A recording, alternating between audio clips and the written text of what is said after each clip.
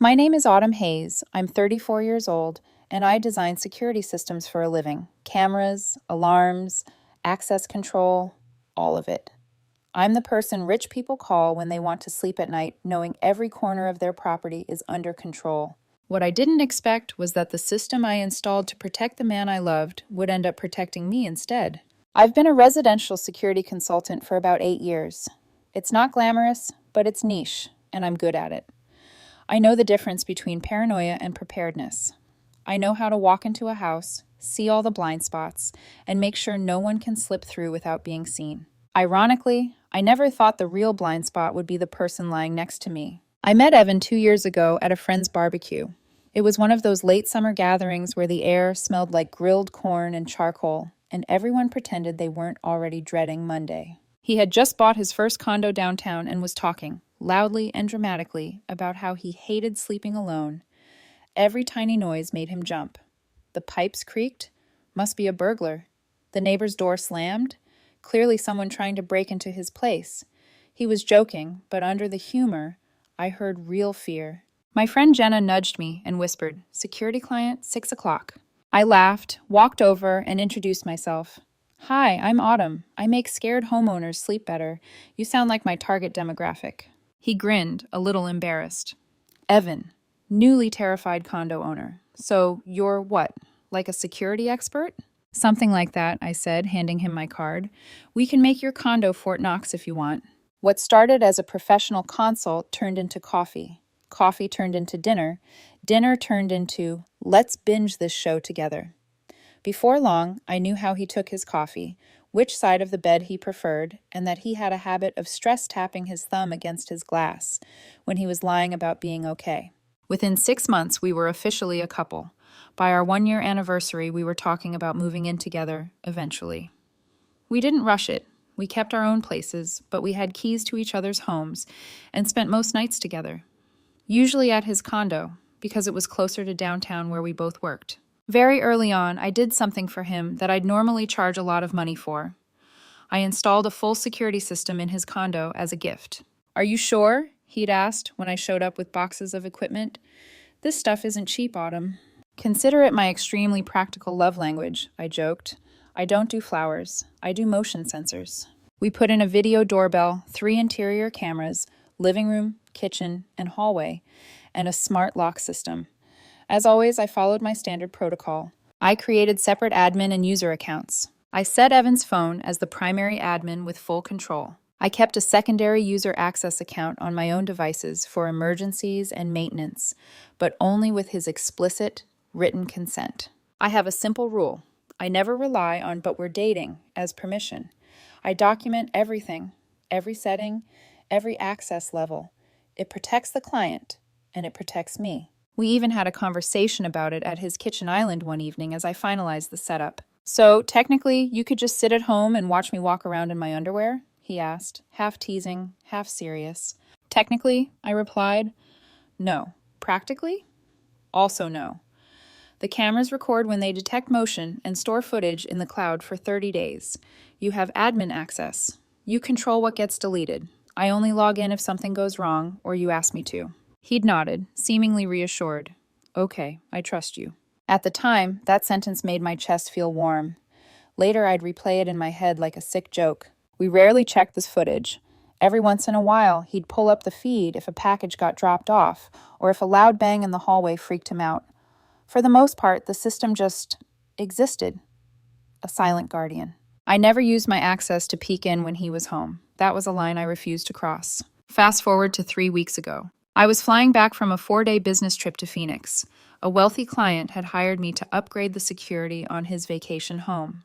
It was profitable, but the desert heat in September was brutal, and by the time I boarded my flight home, I felt like my bones were sunburned. My ticket said 1:30 a.m. arrival, which is already late, but due to favorable winds or whatever magic pilots do, we landed just after midnight. I remember glancing at the time and thinking I could either Uber home to my place across town or go straight to Evan's, crash into his bed, and steal his pillow like I always did. I chose Evan. In the back of the Uber, I texted him. Me, landed early, be there in about 10:15. Read. No response. Not unusual for him at that hour. Evan could sleep through an earthquake. His building was mostly dark when I arrived. I used my key to let myself in quietly, the way you do when you don't want to wake someone you love. The moment I stepped inside, a strange stillness wrapped around me. The only light came from a small nightlight plugged into the kitchen outlet. The condo smelled faintly of red wine. I dropped my bag by the door and headed toward the kitchen to get a glass of water. That's when I saw them. 2 wine glasses in the sink. One, his usual clear tumbler. The other, a slightly taller glass, with a faint lipstick mark on the rim. My brain tried to be reasonable. Maybe Isla came over. Maybe they watched a movie and she left. He had female friends. I had male friends. We weren't those people who freaked out about that. Still, something about the way the glasses were sitting, side by side, like they'd been set down at the same time, made my stomach tighten. I forced myself to brush it off and headed down the short hallway to his bedroom, walking softly on the hardwood floor. The room was dark, the blackout curtains drawn. I could make out the familiar shape of Evan in bed, facing away from the door, breathing slow and even. For a brief moment, the sight of him there calmed me. I set my bag down and went into the bathroom to wash my face. I flicked on the light. That's when I saw it. A woman's toiletry bag sitting on the counter. Not mine. It was a sleek, zippered bag with a pattern I'd never seen before, half open, revealing travel-sized skincare bottles, and a tube of liquid lipstick that matched the color on the glass in the sink a little too perfectly. The sound in my ears changed. It was like someone turned on white noise inside my skull. I stood very still.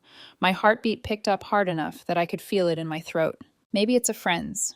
Maybe someone stayed over while I was gone. Maybe he told me and I forgot.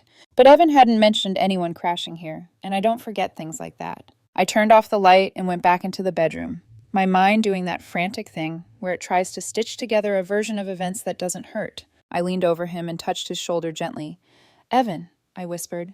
"Hey, it's me." He jolted slightly, then squinted up at me, disoriented. "Autumn, what time is it?"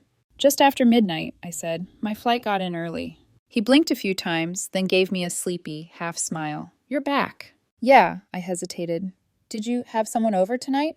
His expression shifted, just a flicker, barely there, but I've built an entire career on noticing the smallest things.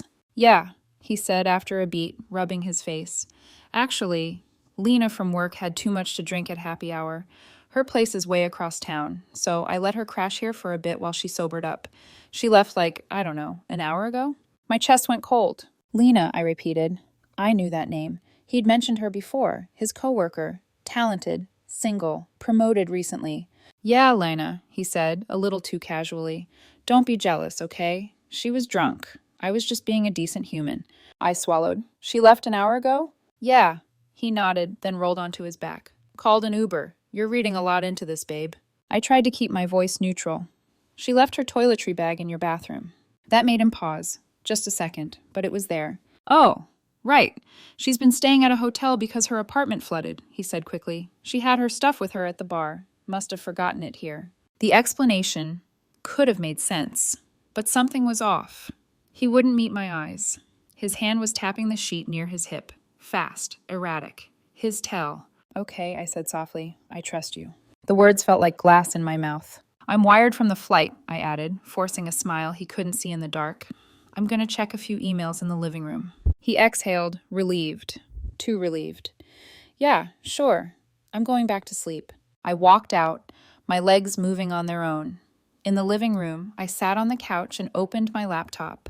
The familiar security dashboard glowed to life. I stared at the login screen for a long moment, my cursor blinking like a question. I never checked the cameras when he was home, ever. That was my line. Tonight, something was different. With a tightness in my chest, I entered my authorized user credentials and accessed the cloud storage.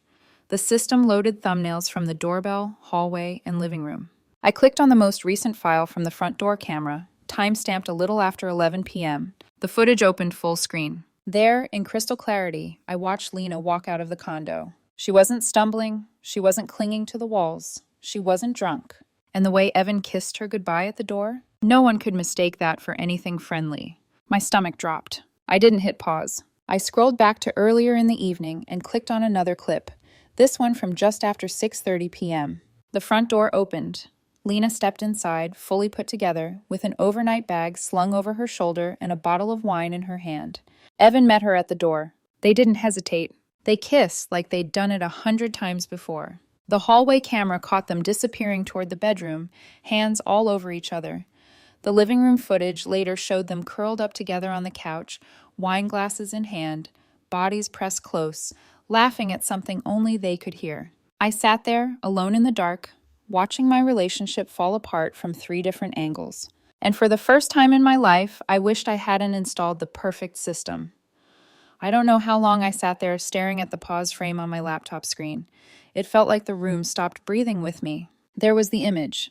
Evan at the door, Lena leaning into him, their mouths pressed together like it was the most natural thing in the world.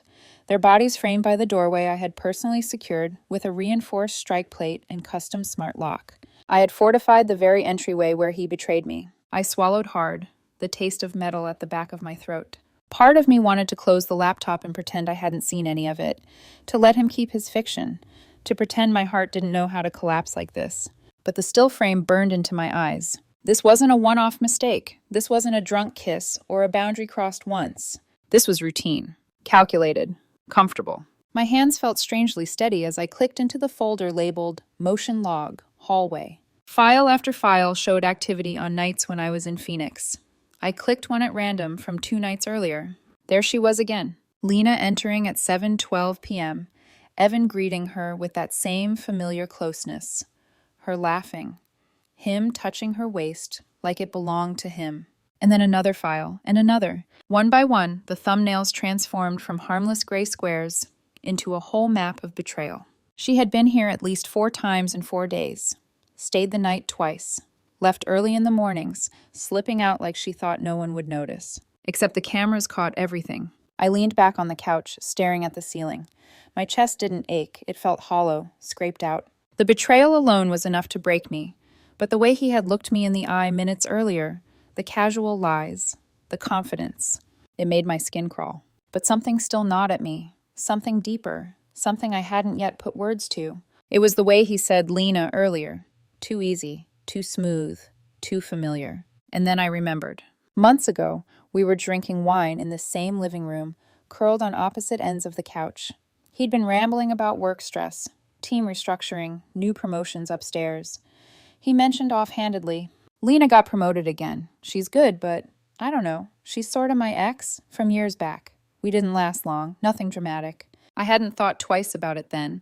People have pasts. So do I. But now, watching the way they interacted, the way her body curved into his, the autopilot familiarity between them, there was nothing years back about it. My phone buzzed faintly on the cushion beside me, making me jump. I flipped it over. 2:04 a.m. A spam email. Nothing else. The condo was silent. Through the hallway, I could hear Evan shifting in bed, oblivious to the ghostly glow of the laptop screen revealing his secrets. I took a slow, shaky breath. I needed to hear him lie again. Not because I doubted the footage, not because I wanted some twisted confession, but because I wanted clarity, closure. I wanted to look at the man he really was, not the one I thought I loved. I closed the laptop halfway and stood. My legs felt like they belonged to someone else as I walked back to the bedroom. The dark felt heavier now, as if the shadows themselves knew what had happened. I turned on the bedside lamp. Evan, I said gently, wake up. He stirred, groaned, and rolled toward me. What's going on? It's late. I know, I said quietly, but we need to talk. He blinked, rubbing his eyes. About what? The Lena situation, I said, keeping my voice soft, steady. It's bothering me. He exhaled sharply, annoyed.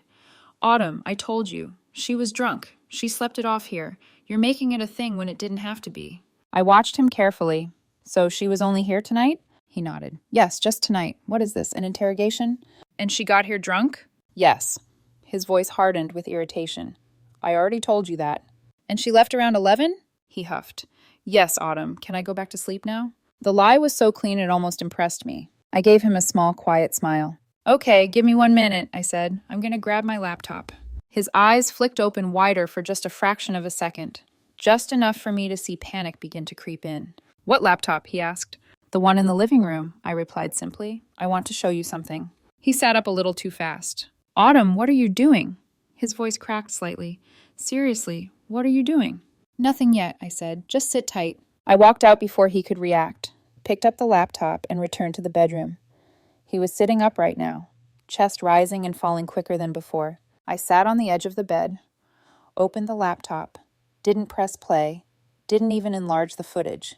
Just the thumbnails on the screen, the doorbell cam, the hallway cam, the living room cam were enough. Evan stared at them like they were a countdown to his own execution. Autumn. His voice was barely a whisper. Please don't. Don't what? I asked gently. Don't look? Don't ask? Don't know? He swallowed, hard. You've been spying on me? He stuttered. That's insane. That's controlling. This is an invasion of privacy. There it was, the exact script cheaters always reach for. No, I said calmly. I never checked anything while I was away. I only looked tonight because something felt wrong when I walked in. He shook his head rapidly. This isn't right. You can't just... This is obsessive. The cameras are for security, I said evenly. And right now, they're doing their job. I turned the screen slightly toward him. Not fully. Just enough to show one clear freeze frame. Evan at the door, Lena in his arms, their lips pressed together. Timestamp, 6:37 p.m. He froze, the blood draining from his face so quickly it looked like someone had pulled the plug. That's not, he began. It's exactly what it looks like, I said softly, but it's okay. You don't have to explain. He shot to his feet suddenly, pacing with both hands buried in his hair. Autumn, listen, I didn't mean for this to... This isn't... You're always judging me. You're always analyzing every little thing. You're... Evan, I interrupted gently. Look at me. He stopped. You lied to me, I said. That's all. That's the whole story. His mouth opened and closed, like he was searching for the right shape of a truth he didn't have. We were going to break up anyway, he blurted suddenly, grabbing onto the words like a life raft. Your job. You never made time. You cared about your stupid cameras more than me. That's funny, I said softly, because right now, they're the only things in this house telling the truth. For a moment, neither of us spoke. Finally, I exhaled slowly and stood up. I'm going to pack my things. His expression flickered from panic to anger to something almost like fear. Autumn, wait! But I didn't. I packed the few clothes I kept at his place. My toothbrush, my charger. Folded everything neatly, not because I wasn't hurting, but because I refused to leave in anger. Before I left, I opened the admin dashboard on his phone, and I removed my access. Not to punish him, but because I wasn't going to give him ammunition to twist the story later. I zipped my bag, slung it over my shoulder, and walked past him. He didn't stop me. He didn't reach for me. He didn't apologize. He just stood in the doorway, looking like someone whose lies finally ran out of places to hide. At 2:47 a.m., I stepped into the Uber and quietly closed the door behind me. For the first time in a long while, I wasn't entirely sure where home was anymore. I didn't cry on the ride home. I thought I would. God, I expected to. The kind of ugly crying that knots your throat and makes strangers ask if you're okay. But instead, I sat very still in the back of that Uber, watching the city blur past the window.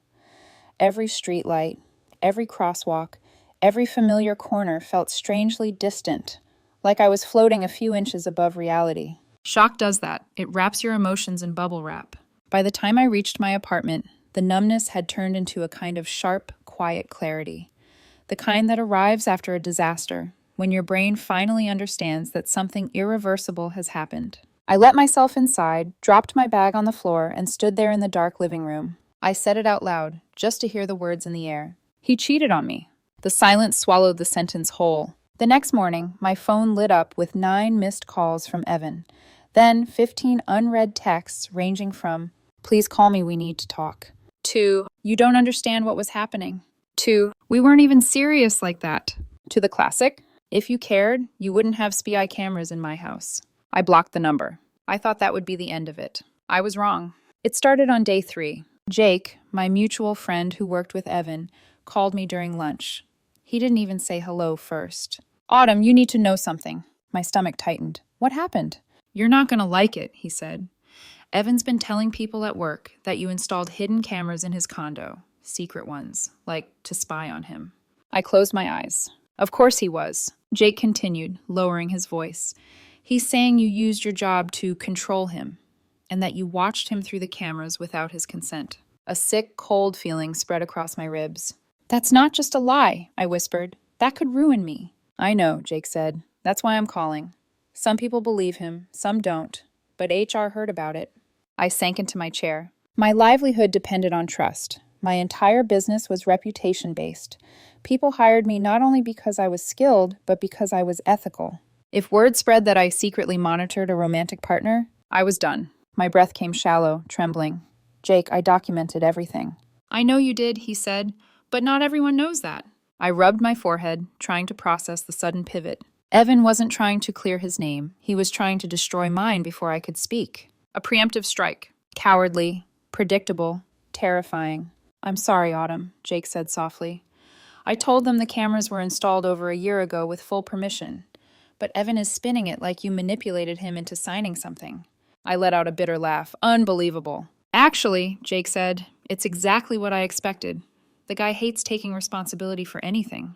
I forced myself to breathe, slow, controlled. Thanks for telling me, I said quietly. I need to call my lawyer. I met with my attorney the next morning.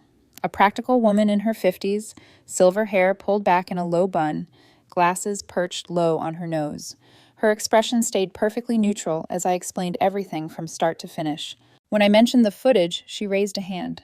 Did you or did you not obtain explicit written permission from your partner before installing and accessing the cameras? I did, I said. I have the documents. And did you ever access the cameras without his knowledge before this incident? No, I said firmly. Never. I can show the access logs. She nodded slowly. Then legally, you're fine. Legally, I repeated. But reputationally? She sighed. Reputation is more complicated. If he spreads lies about your business practices, that could cause long-term damage. I recommend you get ahead of the narrative with people who matter. I frowned. You mean release footage? No, she said quickly. Not intimate or private recordings, but enough to establish that your partner understood the system, consented to its installation, and was aware of the cameras. I swallowed. You're saying I should defend myself. Yes, she said simply. Quietly, discreetly, factually, before he fills in the blanks with fiction. So I did something I never thought I would ever have to do. I created a private, password-protected Dropbox folder labeled Evan, Consent and Access Verification. Inside it, I included a copy of the written consent forms he signed, screenshots of his admin dashboard from months earlier, timestamps showing his acknowledgement of motion alerts, the footage of Lena entering the condo multiple days in a row, nothing intimate, just the hallway and doorbell angles, footage of Evan and Lena kissing at the door, proof that I only accessed the system after returning home early. Then I shared the folder with 3 people. Jake, our mutual friend Megan, my former colleague Brandon, who regularly referred clients to me. They weren't gossips. They weren't dramatic. They were people who could quietly correct the narrative if it spread into professional circles. I sent them all the same message. Please don't share this publicly. I'm not trying to embarrass him. I'm just trying to protect my business, my name, and my livelihood. All 3 responded with something along the lines of, "We've got your back." For the first time in days, the crushing weight on my chest lifted just a little. By the end of the week, things started shifting. Evan had clearly expected everyone to blindly believe his version. But when Jake and a few others pushed back, calmly, firmly, factually, the cracks in his story began to show. HR called Lena in for a conversation. The day after that, she was quietly reassigned to a different team with a new supervisor. I heard about it through the grapevine, but I didn't ask questions. I didn't need to know the details. All I knew was this. The truth has a way of finding its own legs, even when lies sprint. And just when I thought this nightmare was finally settling, I ran into someone who would shake the last piece of the story loose. It happened on a slow Wednesday afternoon, one of those days where the city feels half asleep and even the air seems to move sluggishly. I had just finished a consultation with a new client and ducked into a coffee shop to grab something sweet and overly caffeinated. I wasn't expecting to see anyone I knew, especially not Yela. She was seated near the window, stirring her iced latte in a slow circle, headphones around her neck, eyes drifting across the street in a daze. Evan had always said she was one of his closest friends, the kind who'd known him forever. We'd hung out a handful of times, friendly but not close. I planned to do the polite nod, keep moving, and leave the past where it belonged, behind glass, with caution tape around it. But as soon as she saw me, her eyes widened. She lifted her hand and waved me over. I felt my shoulders tense. I wasn't in the mood for sympathy, or worse, confrontation. Still, it felt rude to ignore her. So I walked over. "Hey," I said cautiously. She gestured to the seat across from her. "Please, sit." I hesitated, then lowered myself into the chair. She studied me for a moment with an expression I couldn't place. Not pity, not judgment, something closer to guilt. I'm glad I ran into you, she said softly. I've been wanting to talk. I braced internally. About what? About Evan, she said, and everything. I exhaled through my nose. I don't think I need any more details. No, she said quickly. You deserve clarity, at least from someone who isn't trying to weaponize the truth. Her wording made something tighten inside me. Okay, I said quietly. Go ahead. She leaned forward, folding her hands. I told Evan he was making a huge mistake, she began. Not just with Lena, with how he handled everything with you. I lifted an eyebrow. He told you about the breakup? He told everyone, she said with a sigh. Or rather, his version of it. I didn't respond. She continued. I knew he was lying. He conveniently left out the part where he'd been seeing Lena for weeks, and he didn't mention the part where he consented to the system you installed.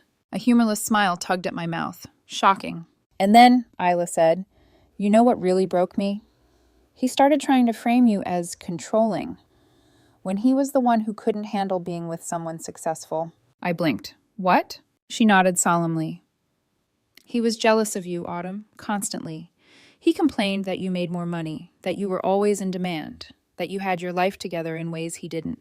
My stomach tightened in disbelief. He never showed that to me. No, Isla said, because he hid it under jokes. You know how he teased you about being too serious, too organized, too smart? That wasn't teasing. That was insecurity. A cold understanding settled over me, heavy, undeniable. I thought he was just playful, I said softly. That's how he wanted you to see it, she said gently. But he couldn't keep up, not with someone like you. And Lena, she made him feel needed. She fed his ego. He needed that more than he needed honesty. It was a sharp truth, one that fit a little too perfectly. I sat back, absorbing it. She let the silence stretch before speaking again. You didn't deserve what he did, she said. Not even a little. And for what it's worth, the rumors he tried to start, most people didn't buy it once they realized how panicked he was. He overplayed his hand. I raised an eyebrow. Panicked? Oh yeah, she said, eyes widening. When he found out people were pushing back, Jake especially, Evan freaked, started blaming everyone but himself. A small, unexpected warmth fluttered in my chest. Jake had gone to bat for me, Megan too, and now Isla. For a moment, I didn't feel so isolated. Well, I said, swallowing back the emotion, I'm glad the truth finally caught up. Isla nodded, then tilted her head slightly. Can I give you one piece of unsolicited advice? I almost laughed. I guess. She smiled softly. Keep your next partner's access separate from your work.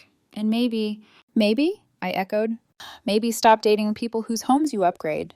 She winked, but there was real wisdom beneath the teasing. I let out a breathy laugh, a tired one, but real. Yeah, I said. Already implemented both policies. She smiled, relieved. Good. When I stood to leave, she touched my wrist gently. You're stronger than he ever made you feel, she said quietly. And you're going to be okay. Better than okay. For the first time since the breakup, I believed it. Walking home from the coffee shop, I felt lighter. Not healed, not whole, but steadier. The truth didn't fix everything. It didn't erase the betrayal or the humiliation. But it did something just as important. It returned my life to me. And as the days turned into weeks, and the noise around Evan faded like the tail end of a storm, something unexpected happened. For the first time in a long while, I started sleeping better. 6 months later, the morning light filtering into my apartment felt different, warmer, calmer, like the world had finally stopped holding its breath around me. Life had settled into a steady rhythm again. My business was thriving. Stress-free clients, clearer contracts, no romantic entanglements with anyone whose doorbell I wired, a healthier boundary between Autumn the consultant and Autumn the woman. I was dating casually, nothing serious, nothing binding, just slow conversations and gentle curiosity. I didn't feel rushed. Trauma has a way of recalibrating your standards. Suddenly, basic honesty felt like a luxury item. And most importantly, my peace felt unbothered. No sudden phone calls, no late-night panic attacks, no half-truth explanations that scratched at my nerves. It was quiet. Beautifully, gloriously quiet. One Thursday, I arrived early to a downtown cafe for a client meeting. It was the kind of place where the baristas wore vintage band tees, plants hung from macrame ropes, and the espresso machine hissed like it had a personality. I ordered a caramel cappuccino and sat by the window. That's when I saw him. Evan, walking down the sidewalk across the street. Same jacket, same hurried gait, head slightly dipped, like the world had gotten heavier since I last saw him. My heart didn't lurch. My stomach didn't twist. I just observed him, like watching an old coworker you once knew but had nothing left to say to. He didn't see me. He passed the window, rounding the corner, disappearing into the crowd. I took a sip of my drink. It tasted good, better than it used to. Before I could dwell on it, someone slid into the empty seat across from me with a dramatic sigh. It was Jake. I blinked. Is this a surprise ambush? He grinned. Relax. I was picking up coffee for the office. Saw you through the window. Then he lowered his voice. And yeah, I also saw him. I smirked into my cup. Any workplace drama I should be aware of? Oh, plenty, Jake said. Not about you, though. I arched an eyebrow. Go on? He leaned forward conspiratorially. You know how Lena got quietly moved to another department? Yeah. Well, he continued, turns out the HR investigation wasn't just about her. It was about him. I sat up straighter. Evan? Jake nodded. Apparently he'd been bending rules left and right. Not just with workplace relationships, with reporting, deadlines, even small things like filing expenses properly. I blinked, surprised. He used to complain about how everyone else at work was sloppy. Projection, Jake said simply. The man was a walking subplot. I couldn't help laughing. That tracks. Then he added more seriously, I thought you should know. Most people never believe the story he told about you. The way he spun it made him look defensive, desperate. And when we corrected the timeline, the whole narrative fell apart. A warmth spread through my chest. Not vindication, just relief. Thanks for having my back, I said softly. Jake shrugged. You deserve the truth, and frankly, you handled it better than anyone else would have. I gave him a small smile. I guess I was trained for surveillance-related catastrophes. He laughed, then stood up. Well, if you ever need a personal reference again, just ask. Preferably one that doesn't involve cheating boyfriends and cloud-based video evidence. Noted. He grabbed his coffees and left with a wave. I sat there for a long moment, staring at the spot where Evan had walked past. I didn't feel angry, or sad, or nostalgic, just reflective. It hit me then. If I hadn't installed that security system, if I hadn't come home early that night, if I hadn't listened to the quiet instinct that something wasn't right, I probably would have stayed with him for months, maybe years, loving the version of him he wanted me to see, not the one who existed when he thought no one was watching. I rubbed my thumb over the rim of my cup. People talk about security systems like they're meant to keep strangers out. But sometimes they keep the truth in. Sometimes they illuminate the things you can't afford to ignore. Sometimes they save you from the future you didn't know would break you. I stood, tossing my cup away just as my client walked through the door. Autumn? She asked. I smiled. Let's get started.